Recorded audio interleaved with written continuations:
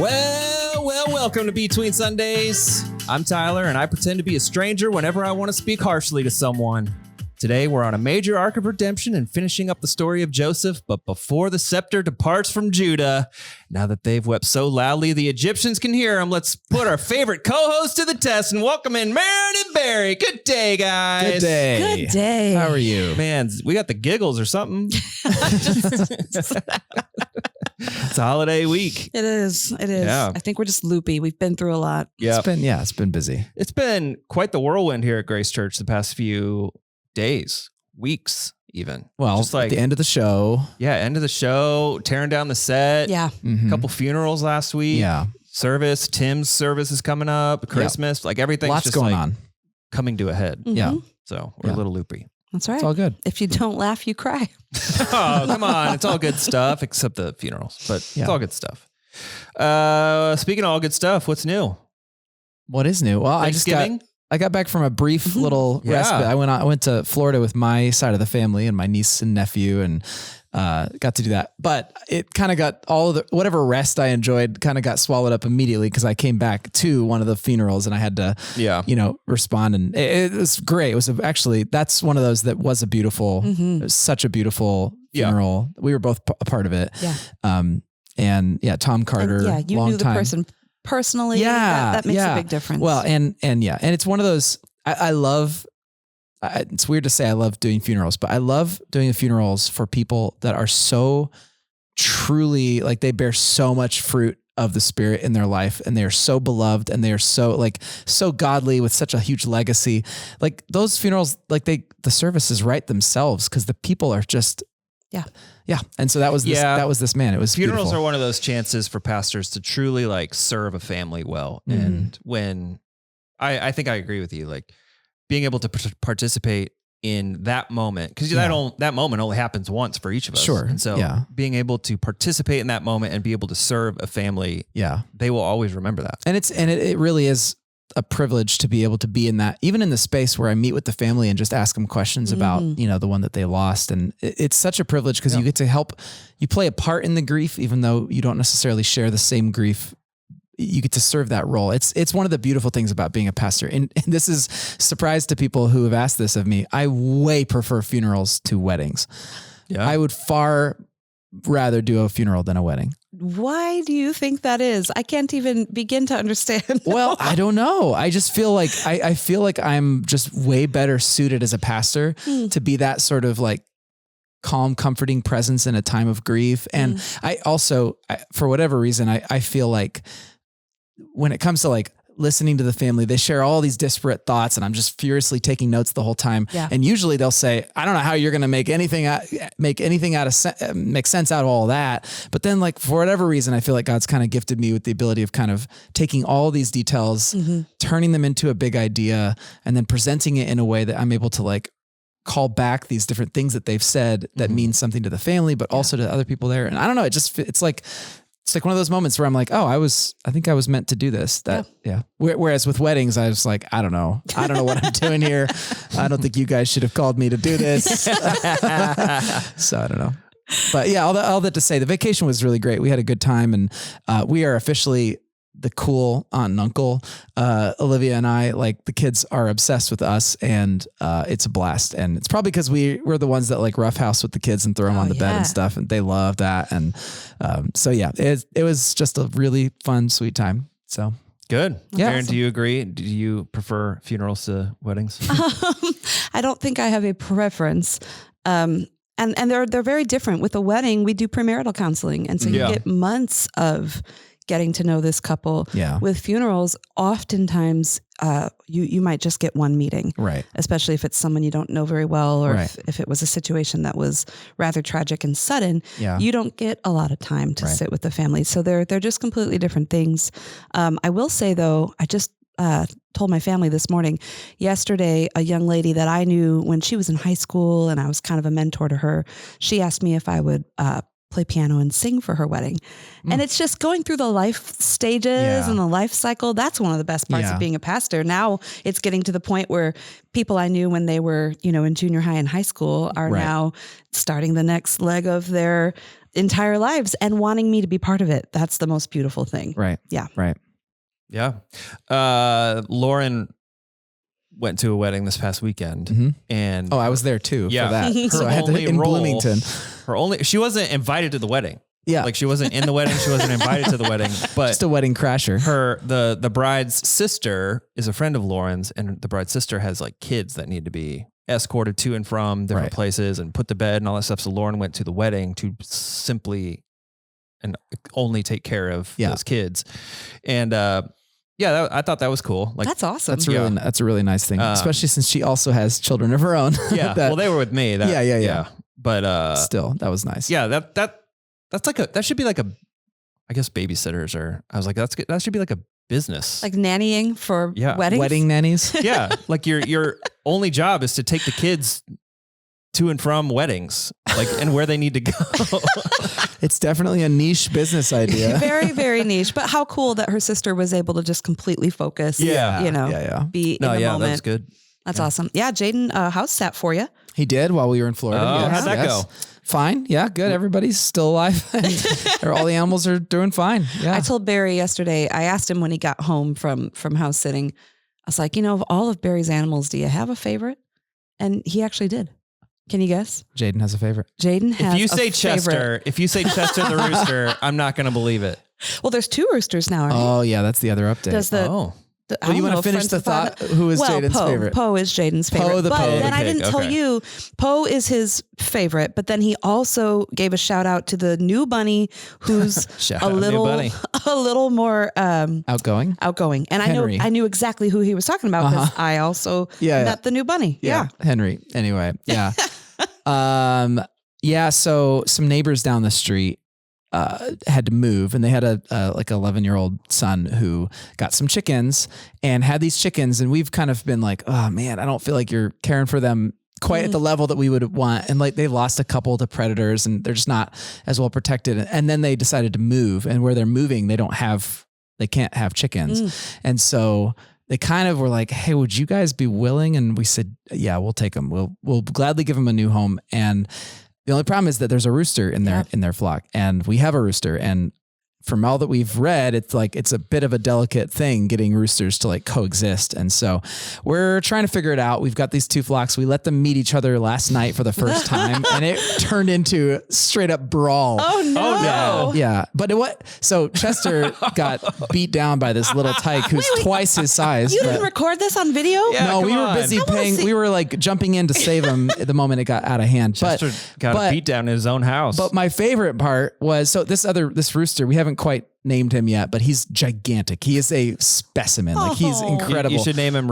Chester's dad.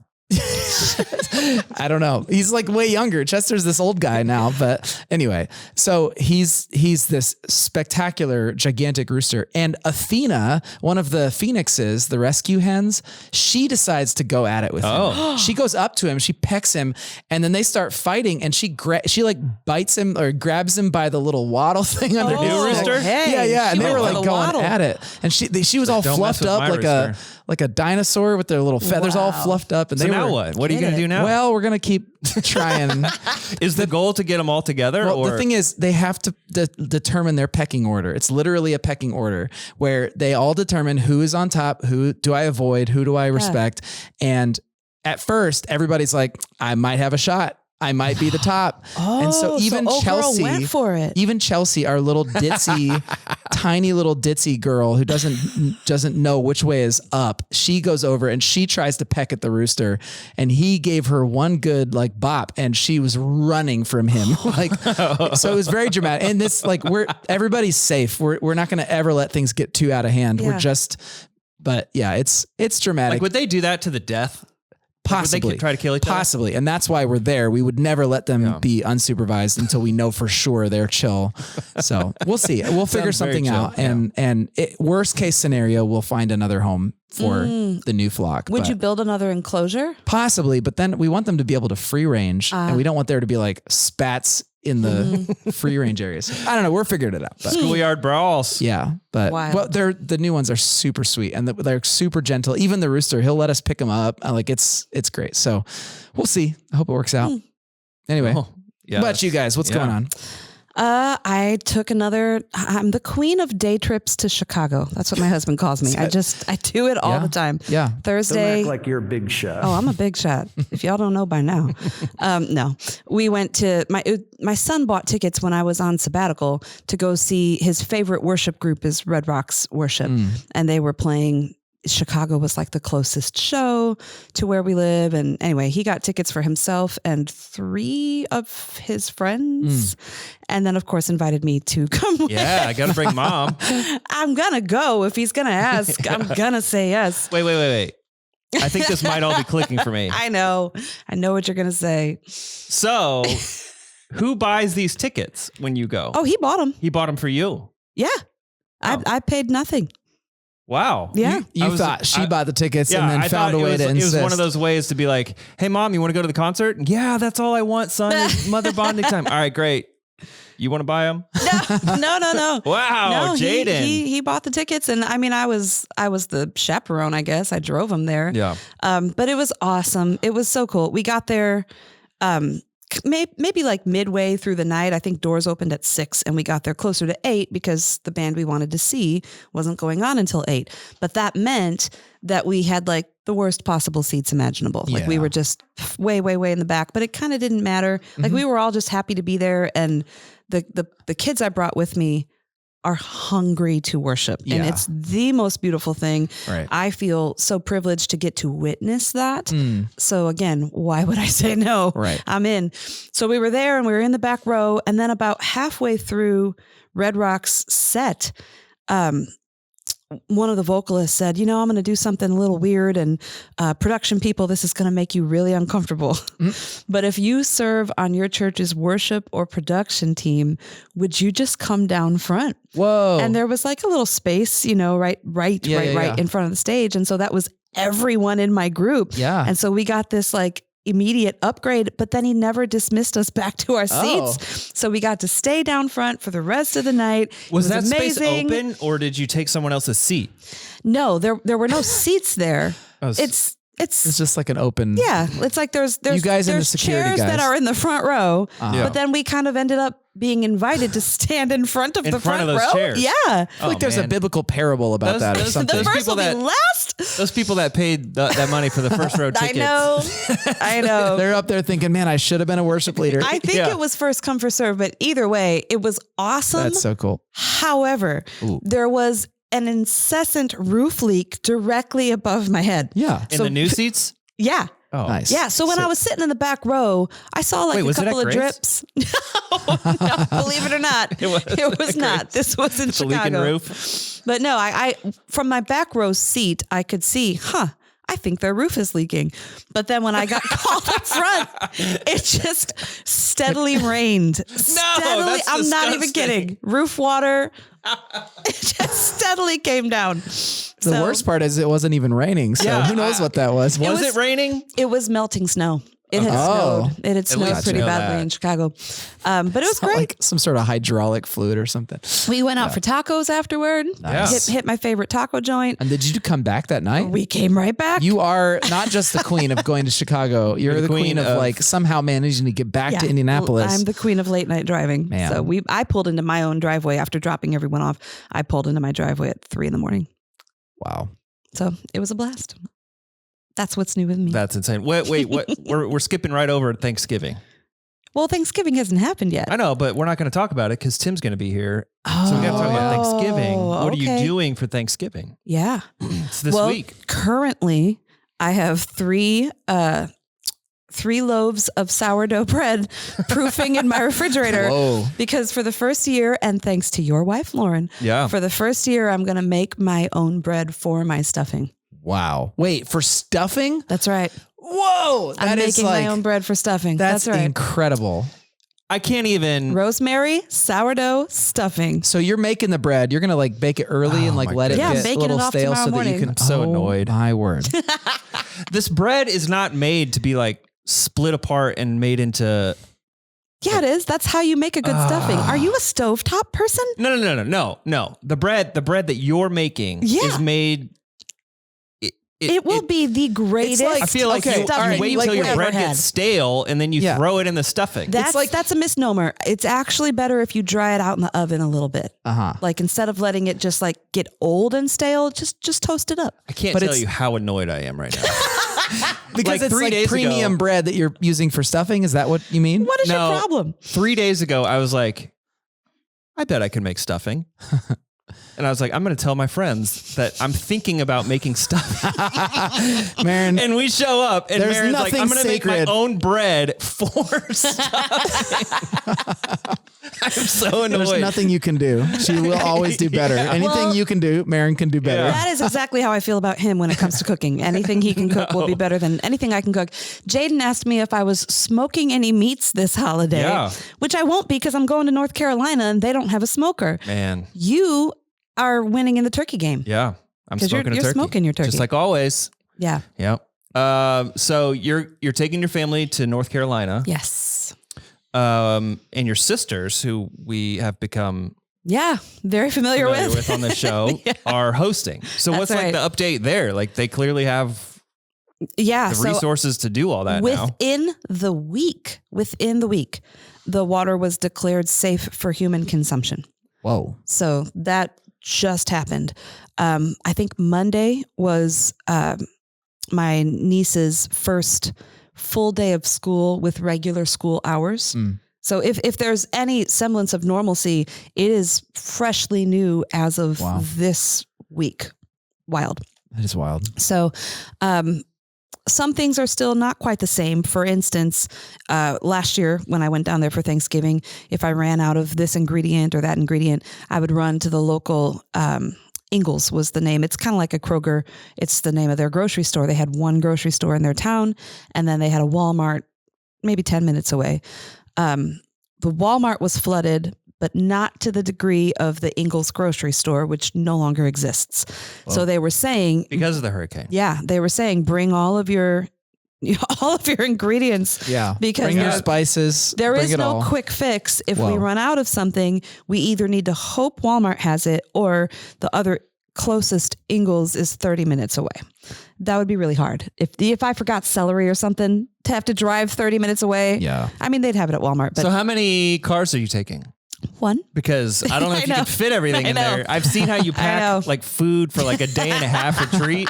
How are you going to do this for Thanksgiving dinner? I did it last year and it was difficult, but we are staying one less day. We have And to you're come bringing home. the turkey. I know.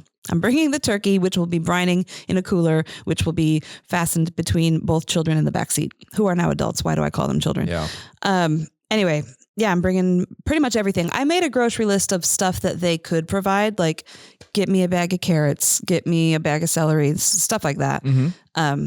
But the stuff that I'm not sure they'll have, I'll bring that down. And you know, like I'm prepping the bread because who has time for that? Yeah. What a good, I don't know who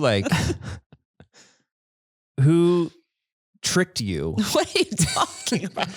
to drive 9 hours to do Thanksgiving and bring every ingredient Yeah. and cook everything. I love them. Yeah, that's just a great deal. I wish I need to know somebody in my family who. Yeah. Usually it's love like, oh, them. you're doing all the traveling. We'll I'll- feed yeah, you. Yeah, it's like No. you guys come to our house. I'll do You the don't. food. You don't. Or, You've never understood this. or so and so's bringing the green beans or whatever. But I it's like love Marin's my bringing all of it, sisters. and they're Marin's pre-making the bread for I the love my sisters, and I love my cooking. yeah. yeah, And I'm well, not yeah. sure that I love I'm my not saying sisters it's bad. Oh, okay. Next year, Tyler, This you're, is you're going to quality be like, control. next year, you're going to be like, I decided to go ahead and make my own sourdough for stuffing. And Marin's like, yeah, I grew wheat this year. Yeah, that's exactly oh no, how I this did is talk going. to Jaden about that this morning. I was like, it'd be really beneficial if you could just grow me some wheat. I actually do have a food mill, like a grain grinder, like saved in my Amazon wish list. Like someday, Yeah. I'm going to Could have used that for my grind cornmeal. my own flour. Yeah. He said, "Well, you can make flour from acorns."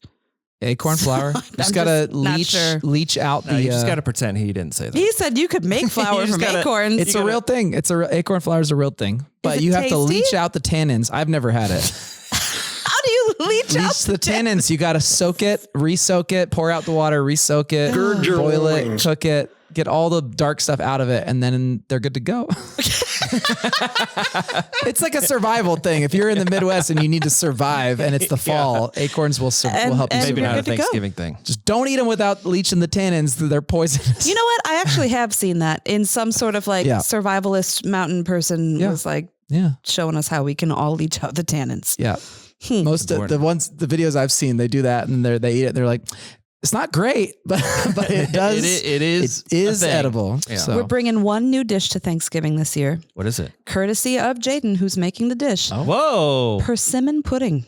Persimmon. Whose idea Whoa. was it? I don't even know what this is. It's a fruit. Right? It's a native It's fruit. a lesser known native Oh, that fruit. explains everything. Yeah. There you go. That explains everything. Hey, I would have persimmon trees if the place that I had bought all my other trees from had them in stock when I went. They're good. I would. So you would know about them. But Yeah. Yeah. Yeah. And there's like a secret location where we purchased the pulp because he didn't just go and like, you got to get persimmon pulp. Oh, But like, we got to keep it to ourselves where we acquire the persimmon pulp. yeah. You don't want hard that to come secret to by. leak. So Jaden's contributing this year. Yeah. Good for you. Yeah. What's Desi bringing? Last year, she made a rosemary syrup. Yeah, And- she and makes that- these syrups. Yeah, that's right. So that was kind of nice. That's very nice. You know? All right. What It about you, pairs Tyler? well. What are your plans? Well, we do the same thing every year. We go over to Lauren's parents' house. My extended family is actually coming into town this year, which is not normal.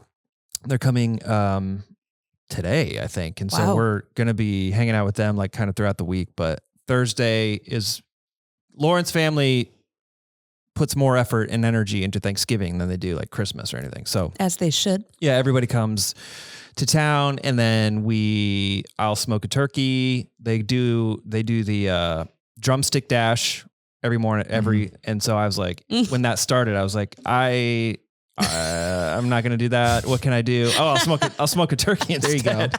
So I do that instead. And then we will eat and then I will play basketball with people half my age.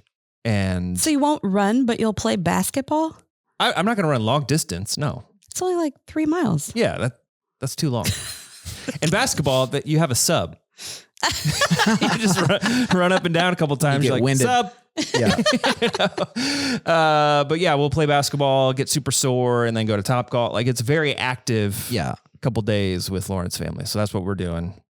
But yeah, smoking a turkey. And I was like, I'm going to say on the pod, I want to try to make stuffing. Yeah. Do you have a good recipe? No, See me after the pod. no, I can't make my own bread to make stuffing. No, that's my. I'm just doing that because I'm extra. But I have a really good, Okay. really solid stuffing recipe. All right, we'll do that. All right, guys, we're in our last week. We just wrapped up our last week of our Joseph series called Dreams and Destiny. And no more Joseph in the Amazing Technicolor Dreamcoat. No more. No more. So By the way, what did you think of the show? Maybe did you talk about we it? talked about it last You week, did but talk we about did it. I have listened some to a audio little bit of issues. it. But yeah, go back and listen to that if you want Okay, to hear the yeah. whole thing. Amy was here, so we talked about the Yeah. whole thing. I loved it. I had no idea that it was going to be funny. Like there were Right, definitely right. parts in it that I was confused for a long time. I was like, why are they singing in a Western accent? Or Oh why? yeah. I don't get it. Or are they doing that on purpose? Are they trying to ruin the show or whatever? But then Yeah. I realized it was on purpose. Yeah. Trying to ruin the show. Yeah. That's right. Yeah. So, it was fantastic. Yeah, it was I great. had never seen it or heard any of the songs. And like you, Barry, when it was suggested that we would do the show, I was like, this is like my least favorite Right. possibility, but it was great. It was fantastic. I absolutely adored the show. Yeah. Awesome. It's a Okay. really, really fun show. I am particularly excited about even just talking about your message this weekend because I feel like this is even more so where the show is a bit of a departure Yeah. from the actual biblical account. Yes.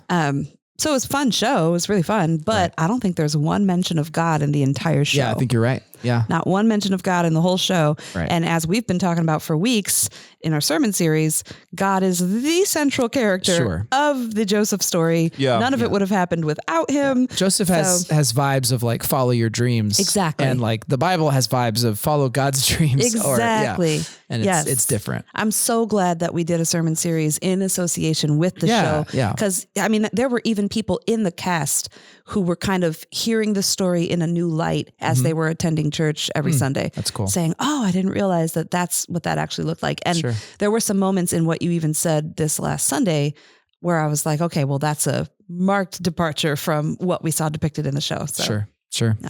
All right. So, Barry, what was the big idea of the last weekend of the series? Yeah. So this part of the story is basically where all of the narrative foreshadowing and the narrative tension, it's kind of the big payoff in the story where we see how everything concludes. And basically I talked about the last few chapters of the story, all about Joseph's brothers finally coming to him, and he's able to meet their needs with their needs for food, give them safe passage, but in the process doing that with some tests that really kind of help us see as readers and help Joseph see as the brother if they've really changed. And so that's kind of the narrative kind of conclusion. And one of the things I drew our attention to is Judah, one of the brothers. He's kind of a case in point of how much these brothers have changed. And it's clear that he's been on this big arc of transformation and redemption, and it clearly the story goes straight through Judah onto his descendants, one of which is Jesus of Nazareth, Yep. and all the other kings of Israel. It's like all come from this very broken, messed up guy who ends up turning around. Anyway, so you kind of zoom out from that and you realize that's kind of how the Joseph story works writ large. It is God is setting the stage for things that none of them could have possibly imagined coming true in the future. And so again, as it has been most weeks, the basic idea that we've been talking about is God is always working, even when we can't see it. And and so the Joseph story helps us ask the question, do I believe in my life, this is kind of how I applied it, do I believe in my life that God is working to redeem my story? Because he was working to redeem Judah's story. He was working to redeem the story of all of Jacob's children. Like, do I trust that God is working to redeem my story? Because the biblical authors would want us to say yes. They would want us to say yes because they see how God is working. Yeah. I think I did a version of this a couple weeks ago, but this story, and I didn't read ahead for the story because I didn't want to spoil it. But I said this a few weeks ago. The cadence of this story is very familiar in other stories throughout the Old Testament, like in Daniel, for example. Like he's tested in his suffering, and then he's thrown into a pit, and then he ascends and is exalted. Esther, she's put through many tests, is exalted. The people that come before Joseph, same kind of thing. Adam and Eve, it's kind of the inverse of it, where it's like exalted, fall. Right. But this is it has become fascinating, like how much this exists in the Old Testament if you're paying attention. Yeah. And I want to focus a second on the writing of the choice of writing in the tests that he puts his brothers through. So Joseph's brothers, you said, don't recognize him. And I'm glad you went through all of the possible reasons why that was, because that was going to be my first question. How is it possible? How are you not going to know who this guy is? And I understand like 10 years or 12, 13 years, whatever, but still you'd 30. it was 30 years. No, 17 to like 41. Okay. So 20 years. Yeah. Even still, you're like, that guy looks familiar. Right. But you went through all the reasons, including like age, passing of time, eyeshadow, eyeliner, bald head, not balding, male pattern baldness. I mean, there's a good chance that if my husband were to shave his head and use coal as thick eyeliner, I would point him out not a mile away. recognize him. And he's wearing like good chance. Yeah, I don't know, maybe. Yeah. But Genesis, I started looking through it. Yeah. Genesis takes like 4 chapters to talk about all the tests. Right. That's why I had to kind of skim through him. Brothers. Yeah. But as I'm reading through all these chapters this morning, it's like he's kind of like flipping the tables on him because back in Genesis 37, 11 brothers throw one brother into a pit. Right. And in this chapter, one brother is basically like, he puts 11 brothers to the test and puts them in prison, or threatens to, or arguably a pit. Mm-hmm. And unless the younger brother shows up, it kind of feels like he's recreating the scenario in which they were like doing that to him in his earlier life. Yeah. And he tells them in Genesis 42, verse 19, that they need to choose a brother to keep in prison while they go fetch the youngest brother, Benjamin. Mm-hmm. The rest get to go home with with grain and feed their starving families because they're in famine. Right. And he puts gold in their bags, or the silver that they were using to buy the grain. He puts it back in their bags on their way home. Yeah. Yeah. And so back in, I forget, was it week 1 where we talked about the blood-soaked coat and an animal got him? Mm-hmm. Yeah. Okay. So he sends all of his brothers back to Canaan. Yes. And that's a long way from Egypt. Mm-hmm. And they're going without another brother. They're going without Simeon. It would have been easy for them to go back and be like, animal got him. Just like they did exactly 20 years ago. Yeah. But they don't. They tell them the truth. Right. Right. And so they could have, I guess I was struck by like, he's putting them to these tests and the fact that like, they told the truth and the truth was found out through these tests, but also like they could have repeated the same things that they did to him so many years ago, but they don't. They actually tell the truth and tell Jacob where or what's going on and what needs to happen and all this stuff. Yeah. I was like, man, I wonder how intentional that was. Cause like there was a reason why they said to him, an animal got him. Mm-hmm. And why didn't they do that again?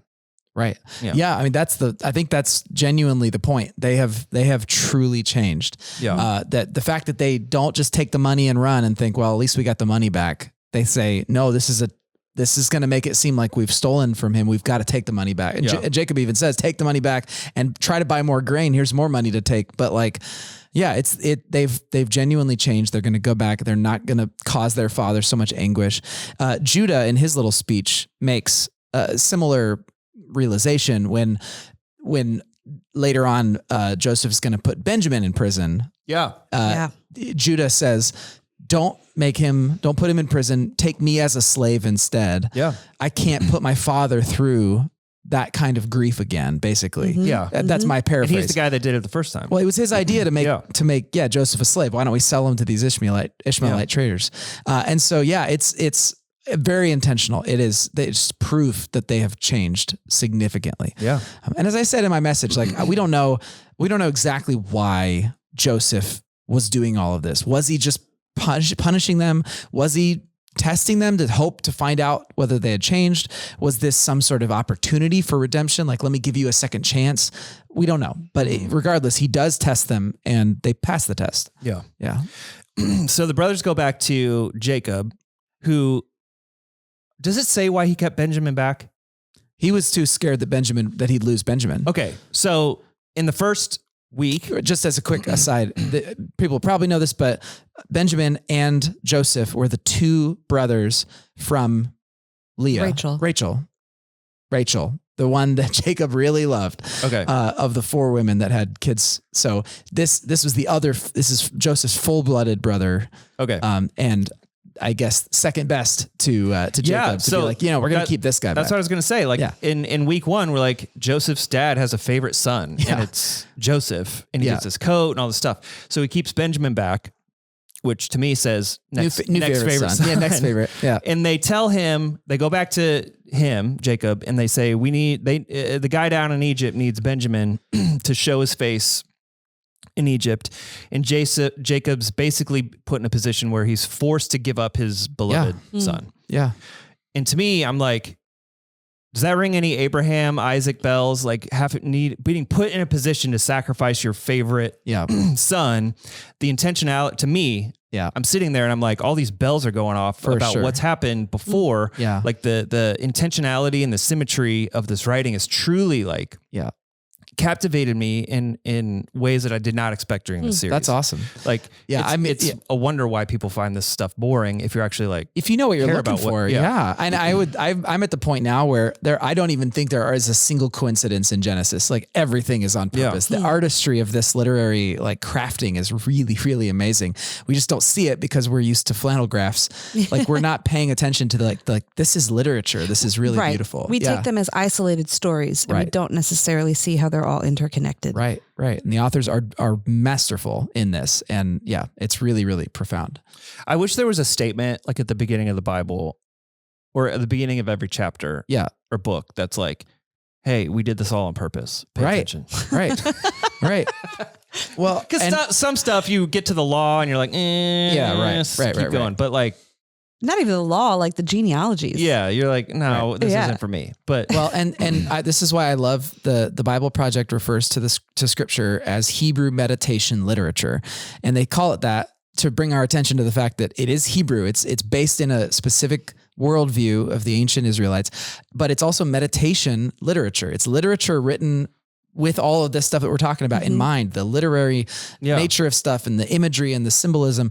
And it's for meditation. The more you meditate on it, the more you gain from it. I just had an email from someone who quoted, doesn't matter, is one specific line. And I'd never noticed it before, but something someone says in 1 Kings is like, it's like an Assyrian messenger who says something, makes a promise to the Israelites that is almost like a direct quote of what God promises the Israelites in Deuteronomy. And it's like he's giving like a false promise of like, hey, I'll give you all this stuff. And it's like if you hadn't like paid attention when you were reading Deuteronomy, you wouldn't notice that. But it's like, so to me, it's the payoff comes the more you meditate, the more you read, the more familiar you are with these stories. It makes complete sense to me why like ancient Israelite youths were forced to memorize all this stuff. They had to actually memorize the words, and that was a part of their worship and learning scripture was to actually put it into their subconscious, because then they can start to see these threads. It's beautiful. the next thing, so we said Judah rises up, and he's the guy that came up with the idea to sell Joseph into slavery.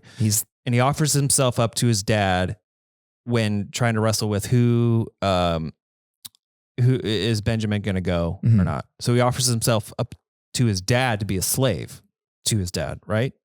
To his dad? Doesn't he say, I'll be a slave? He says that to Joseph when Joseph's going to put Benjamin in jail. Yeah. Okay. Yeah. So he offers himself up and so that Benjamin can be released and go to Egypt with his brothers. Yeah. And then Abraham bells started ringing real loud because it was like, if Abraham, wasn't it Abraham who, so he was forced to be put in he was put in a position where he had to sacrifice Isaac, his son. Mm-hmm. And then, I don't know, a couple years ago, we preached about the ram. Mm-hmm. Mm-hmm. The ram all of a sudden God provides up. the ram. God provides the ram, last second replaces the son. Yeah. As you're talking about Judah, I'm like, oh, Judah's the ram. Whoa, that's cool. So like he, at the last minute, he's like, take this beloved son, Benjamin, and I'll take his place. Like I will be the person that takes his place. Interesting. I don't know. I thought that was cool. And especially since you already pointed out, like Judah is the line of David, right? Yeah. The ancestor where of David comes King David, from, right? And then that is where Jesus comes from. Mm-hmm. So that was cool. It is cool. And I put this in the app notes, but I didn't really have time to get into it in the message, but I think it's extremely fascinating. Genesis 38, which is the uncomfortable chapter that no one wants to talk about, is where Judah sleeps with a prostitute who turns out to be his daughter-in-law, Tamar, and gets her pregnant. And it's shameful. And it's like this whole terrible ordeal. But she was smart. She was smart. She was crafty. Yeah, right. She kept receipts. And as a result, forced him to like honor her as much as possible. Well, so it's this whole sordid tale. And what we don't usually think about is the fact that her children that come from that ordeal are the ones listed as the ancestors of the kings and of Jesus. Yeah. If you open up the book of Matthew and you read the genealogy of Jesus, who shows up on that but Tamar next to Judah? Whoa. Judah, whose wife was Tamar. Yeah. Or maybe it doesn't say wife, but whatever. It's like she's there along with Ruth, Bathsheba, Rahab, the Canaanite prostitute. Like, it is not an accident that God has worked through some very dark moments to bring even women that by all accounts have been abused or cast aside or are in, disrepute or whatever. For them to be the ancestors of Jesus is not a mistake. It is all part of the story. And I love that Judah's story involves some of that brokenness. He wasn't just this like squeaky clean, perfect guy. He was a mess. Yeah. And he's the one who the kings will come from. That's so important. That is intense to think about. Yeah. Another thing that's intense for me to think about that I don't know. There's no other way to talk about this, but like, so eager to hear. So here's what Joseph does. He reveals himself to his brothers after hearing Judah talk about Benjamin. Yeah. And he says to them, "Don't be upset and angry with yourselves to selling me to this place. ... It was God who sent me here, not you." So I need someone to explain this because we say that God doesn't, and you said it, God doesn't cause bad things. Right. And Joseph said, it's God who brought me here. And there a lot of bad stuff happened to him. Yes. And so I guess we never know. We never know, like we never hear from Joseph in the past few weeks. Like, has he always had the perspective that God's brought me here? And now looking back, I can say that it's good. Has he always had that perspective? But Joseph said it's God who brought him here, not the guys who are like bowing before him and crying and apologizing. Right. So as we've seen, Egypt is full of those bad experiences. And so if he says God did this, why do we say God doesn't cause bad things? Right. That's a phenomenal question. I'm glad you asked it because I knew we were going to need to wrestle with it. So there's different ways of looking at it. And I'm curious to hear how you guys process it. So here's what I think. I think that God's desires or will is what happens at the end of the day. I made that comment. I paraphrased Martin Luther King, and I'm sure that's not the right thing to do, but I paraphrased him and said, the original quote is, "The arc of the moral universe is long, but it bends towards justice." Yeah. And I expanded that a bit, and I said, and it bends towards the will of God. Yeah. And what I meant by that is, at the end of the day, no matter what, God's will, God's desires for the universe will be what come to pass. I would say, and this is my opinion, Barry's opinion only here, I would say that the story of Joseph, it was God's will, God's desire to save the family of Jacob, Abraham's children, from famine, because his desire was to bring healing to the nations and the world through this family, that he had made a promise, I will bless all nations through you. So that's God's desire. He's going to save them from this famine that, of course, he knows is coming.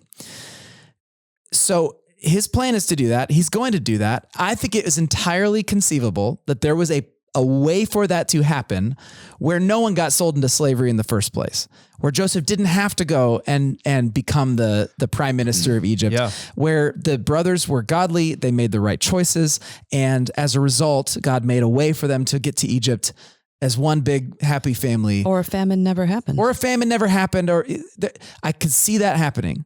But the brothers chose to put their brother into slavery. And then God says, okay, I can work with that. And he begins this whole narrative that we see in the story of Joseph. That's my opinion. There are definitely people who would say God caused every single bit of that story to happen, including putting this evil desire to sell their brother into the hearts of the other brothers. I don't see that being how God operates, even though he says it was God's intention to bring me here. You intended harm, but God intended good. I think that what that means is God's intentions are to bring about his promises, and you intended to mess things up. You were going to throw things off course, but God brought things back to what he intends, which is the healing of the world through this family. That might feel a bit like I'm doing gymnastics to get to that point, but that's how I think about it, because I don't see in scripture where we can look at evil as in any way originating in God. I can see God working with it. I can see God even allowing it by giving humans the choice on how they were going to respond to what he's revealed to them. But the idea of God causing it, it doesn't resonate with me as far as what I feel Scripture has to say about God. I don't think evil has any place in his heart, or I don't think that's even as a tool. I don't think that's how it works. I think he takes it and he works with it and he redeems it. That's what he does. So that's my 2 cents. And I could be way wrong on that. And there are plenty of Calvinists who would say I'm way wrong on that. But that's how I tend to think about it. I don't think God causes the brokenness in our world, but I think he can work with and redeem all of it. But I'm curious to hear what you guys think about it, because I could be wrong. What do you think, Maren? I don't know that I have like a fully formed opinion on the subject. I do think it was Joseph's. I think Joseph chose the perspective of God sent me here. Again, I think he could have hardened his heart. He could have become bitter and all the things, but he made choices along the way where he leaned into God instead of leaning further away from God. And so him saying that to his brothers, I just see that as his choice on how he wanted to view the situation. Hey man, this all ended up being for good anyway. Actually, what you guys meant for evil, God meant for good. And yeah, because I'm here, I was able to save many people from starving. It just seems like his perspective that he's choosing to see things in such a positive light. As far as the bigger question of whether God causes evil at all ever, I don't know. Yeah. I don't know. When you were talking, I was thinking about God, the scriptures that say that God hardened Pharaoh's heart. Yeah. I would want to dig into that deeper and see, well, what are the opinions on that? Yeah. Did he or did he not Right. cause a human being's heart to be hardened in such a way that would unleash even more plagues and spread death? That is interesting. I'm glad. I was going to say something about that too, because it's 7 plagues, I think, before God hardens Pharaoh's heart. The first 7 plagues, Pharaoh's heart was hard, or he hardened his own heart. And then after that, God hardens Pharaoh's heart. So in a way, God gave Pharaoh 7 opportunities to to change his perspective. And then around number 8, God like turned Pharaoh over to the desires of his heart. And so there's some other deeper thing. Again, it's meditation literature. Right. I think we're supposed to go get a cup of tea and think, like, I got to go think about this for a And we're little supposed to have conversations about it. And we are. We're not That's just right. supposed to go to our corner and meditate about Right, it. Like this was stuff that was meant to be talked about in the temple and studied in groups. Yeah. Yeah. Yeah, and I guess it depends what translation you're working with too, because I don't know. We King James. Yeah. Old King James. King James says in Isaiah 45:7. Okay. It says, "I form the light and create darkness. Yeah. I make peace and create evil. I, the Lord, do all these things." It doesn't say that in any other translation that. Okay. So it's hard when everybody's kind of reading different stuff. Totally. Of like, I've always thought of that specific verse as like the big question mark when it comes to, is the answer God? What's the It's verse? God. Isaiah 45:7. That verse has always been the big question mark to the. Are you looking up the Septuagint right now? No, I'm looking up the okay. So, okay, interesting. What he literally says in the Hebrew is, I make shalom and create ra, which is Bad. the word for bad and evil. Yeah. It's that whole concept. And the very beginning of the story is humans taking from the tree of Tov, good, and Ra, and choosing for themselves. And God is the one saying, I'm the one who makes it all. So I don't know that he's making a statement about I create evil. Yeah. I think he's perhaps saying like, I'm the one who's the master of all creation. I think that might be what he's saying there, but what an interesting verse. But even with that, he certainly chose to put that tree in the garden, the one they weren't supposed to touch. Yes, he did. And gave them that ability to choose.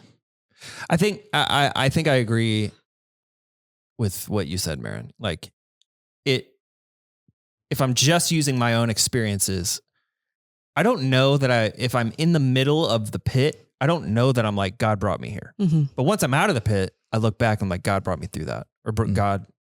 Look at his bigger plan. Yeah. Yeah. Yeah. Hindsight. And so when he's talking to his brothers, he's been through it already. Yeah. He's not in the middle of it. I wonder what he would say. Well, when Yeah, he was and he's already seen 2 years of famine, right? He's already seen the fruit of his efforts in these storehouses being built. Like he's had his 2 sons that he's marked their births with very significant names. Like he's already gone through all of this. And then the absolute cherry on top is that he's being reunited with his family. I loved that you pointed out that he wept loudly. Because that wasn't something that they did in the show. And that's just not how the show is written, Right. you know? It's a brief moment of reunion, but it's not like Right. No one's running to tell Pharaoh, Joseph's losing it. After everything that he had gone through to see them face to face again, of course he would have an outburst of emotion. Yeah. It's beautiful the way it's written in the biblical account. And I pointed out just something I noticed to think about is that the last time that they touched one another, the last time there was physical touch was when they were throwing him into the pit, selling him into slavery. And so there's something about like human connection that involves physicality and touching and hugging. And like, that's a part of our social world. And so that to me was also really significant to pay attention to. There was no physical connection with these people that had been for 17 years of his life, like always around him. Like he would have been in their lives for, anyway. And over the last 20 years or so, he had to have wondered what happened to them, wondered what became of them, probably never dreamed he would ever see them again. Right. What a moment. Right. What a moment. Right. Yeah. Beautiful. Yeah. What do you think this story says about, for lack of a better term, like practicing our faith? Because like at the end of this, Joseph's faced with a choice, either like punish your brothers or forgive your brothers. That didn't just happen. Like he spent years and years and years and years basically like practicing his faith in God and being present in the moment and being able to respond and it says God was with him through all this. Right. So like he's not just he spent time paying attention to what was going on, having faith, like practicing paying attention to his faith. I imagine that if he hadn't been doing this, like if he'd risen to power, but he was holding a grudge or he was bitter against his brothers and he wanted retribution or whatever, like thinking that he deserves this somehow, I question whether he would make the same choice in forgiving or punishing, but he spent all this time practicing moments of faith. I wonder what this story says about that. Yeah, I think what it does is it gives us a different way to think about the world that we're in. A different way to look at. I mean, Joseph's perspective on his own life circumstances were that God was working. That's how he saw it. God sent me here. It was not you. It was God. So that's it. I mean, just out of the gate, if you're looking at your life assuming that it's God who actually is causing this thing to happen or or can work with whatever situation I'm facing, like that changes the way that you go about your day. You start to think differently about your decisions and the experiences of your life. And I think it's the same with the way that you see other people. If you think of other people and you realize like, man, even in their worst moments, God loves them and he's working with them and he can redeem them. Like that changes the way you approach people. You don't approach them with like scorched earth, burn them to the ground, because you can see God's grace for them, at least in theory, and that can shape a little bit of the way that you interact with them. So I think both of those things, looking at your own life and looking at the life of others, when we have that mentality of God is working and I want to look at this situation the way God sees it, that changes our heart. And I think that's why we see Joseph reacting with grace and not with vindictiveness to his brothers. Yeah. Yeah. He sees himself as God's ambassador. He sees himself as God's instrument in different aspects of the story when he tells the prisoners that interpreting dreams is God's business. Right. And he's going to essentially help facilitate God's business in interpreting dreams. Seeing them as opportunities for him to be about his Father's business, for him to be about God's business. So I don't know. That's one of the lessons I've taken from the story. If I were to view people as opportunities, again, if God is causing all of this, or if he has intended for these things to happen, how might I be God's arm in this situation? What might he want me to say or to do? How might he want me to interact with these people if he has brought them along my path somehow? Yeah. And Joseph gave a hard word to the guy who wasn't going to make it, but he gave it anyway. Yeah. He gave it anyway. And it can be, I think that's even a lesson to be drawn.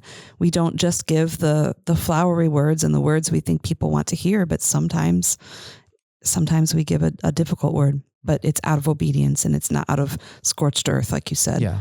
And it's always with love. But there's so many lessons to be drawn from this story. Yeah. But the overall theme is what Barry keeps saying. God is working even when we can't tell, even when we can't see it.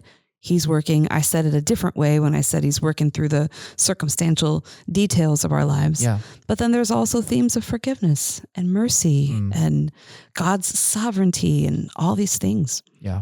Yeah. And one of the things I said, which I think is it bears repeating, is I said, God is working even when we can't see it. And it is especially then when we can't see it that this truth is so important to cling to. Yeah.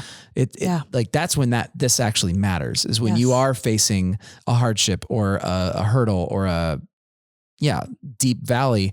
That's when you've got to really cling to that truth and have trust that God is working. That's what this series has unearthed, at least in my experience.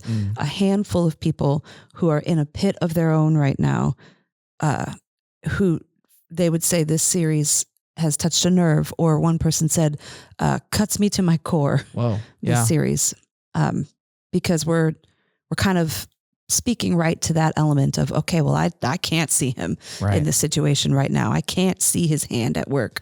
Right. So how do I carry on? Yeah. Yeah. I think it's been a great series. And I think part of it is because Joseph is, what do they call it? Like a cookie cutter, like a template. Prototype?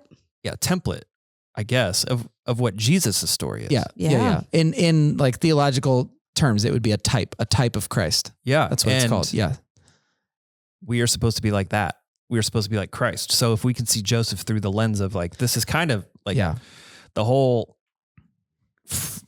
father-son relationship, descending into a pit, rising from suffering.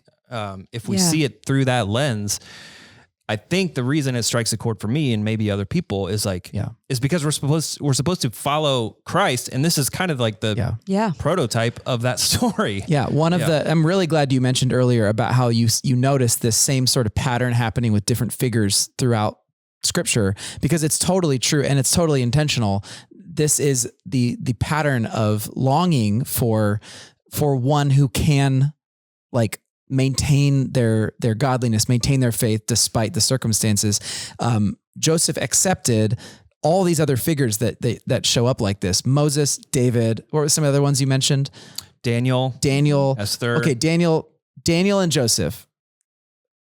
Well, all right, never mind. Most of the ones, the big ones that you think is this the one that's going to finally turn it around? Like David, King David. Yeah. Is he the one who's going to find? Is Moses? Is he the one who's going to finally? Sure. They end up failing in one way or another. They end up falling short. They don't trust God all the way. They trust in themselves. Huge moral failing. They have a big moral failing, something like that. Usually that's the case. But then we do get these instances, these types of Christ. And I would say there's whole schools of thoughts about this, but you could look at people in Scripture like Joseph, like Ruth, maybe even like Esther, but people who they do stay true to it, and you get glimpses of what's coming. And it's beautiful that Genesis begins with the fall. Well, it begins with creation, then it has the fall. It ends with Joseph, who's like, okay, someone got it right. Mm-hmm. The first like example of someone who finally gets it right. Even Noah, you think he got it right because he got saved, and then he has his whole fall from grace after the flood. It's like Joseph finally gets it right, and it's like a foretaste of what we're hoping for. And it kind of builds that messianic expectation. Someday a leader is going to arise who can actually do this right. Yeah. And so you're right. It's a type of Christ. And I love that. Yeah. Yeah. It's been a great series. I'm sad that it's over because I I've dug in pretty deep on it, but That's awesome. where are we going next? What are we going to do? Well, I'll give you two thoughts on that. One, this coming weekend is our big celebration of Pastor Tim Ayers. It'll be his final message as a pastor. I'm sure he'll speak again in the future, but not as a pastor. This is his actual retirement at the end of this year from full-time ministry at Grace. And man, I can't think of anyone who's earned a good, solid retirement and send off than him. He deserves it. It's kind of sad. Maybe we could talk about this next week, but when my dad retired from his pastoring career, it was like June of 2020. Yep. It was the middle of COVID and lockdown. There were 100 people spread out with masks on in the sanctuary for his final message. And so in a way, we get to do a little bit for Tim, some of the things I wish we could have done for Dad. So that's just bittersweet. That's a sad part of it, but it's great that we can actually do those things. We're going to have the whole service focused on him. We got a whole video montage talking about his past. I've seen clips of that. That's going to be really cool. It's going to be great. I haven't seen any. I'm really excited to see it. We'll spend some time praying over him, and it's his last message. And Tim has told me that he's not planning on doing he's just going to take a piece of scripture and he's going to preach about it. So it's going to be just a sermon. That's how he puts it. So. I'll give a little peek behind the curtain. Jennifer chose all the worship songs for this coming Sunday. Oh, cool. And she's pulling some out of the closet. There's some throwbacks. All right. So be very stay nostalgic tuned for that. So, and then after that, the following week is when we start our new Christmas series, which is all about the sort of the humility of the birth of Jesus. And we're going to look at, is it called Infant Lowly? Is that where we landed? No, it's called Miracle in a Manger. Oh, I liked Infant Lowly. Infant Lowly was the right title, but that's okay. It's all right. He said, not my job. Not my job. But then we'll talk about not impressed. Jesus coming as a human in the first place. Jesus coming to us as, a child of a lower class family of people living in occupied territory. So it'll be great. People working for months on this series. Hey, I'm just not involved. Barry hears it. Barry hears it once. I'm sorry. It's beautiful. No, it's because I came up with the working title Infant Lowly, and I was like, that's time, amazing. You need to tell us this is the one I want. No, it's not that. It's not my job. It's not my job. You guys, it's a great title. I just didn't. It's my first time hearing it, and I have my heart set on this perfect title. So bless the Lord. So Tim, it will be here next week. We've already been working on it because he said he doesn't want to talk about the sermon. What? He wants to listen to music, just like. Oh, he wants to go back to bring the old songs times. in and talk about music and doing that. So we're gonna do whatever he wants next week. Oh, is he bringing all the music? He has sent me probably 7 songs. Oh my goodness! So I don't know if we're gonna get to them all, but we'll talk to him about his life and about his ministry and stuff, and then we'll listen to music. But I don't know how deep he wants. I don't know how deep he wants to get into it. So we'll see. I love it. I love it. All right, we'll be here and we'll figure it out. Next week. Marin, will you please send us out? I will. Do justly, love mercy, and walk humbly with thy God. And we'll see you on the other side of Sunday. Happy Thanksgiving. Happy Thanksgiving. Happy Thanksgiving.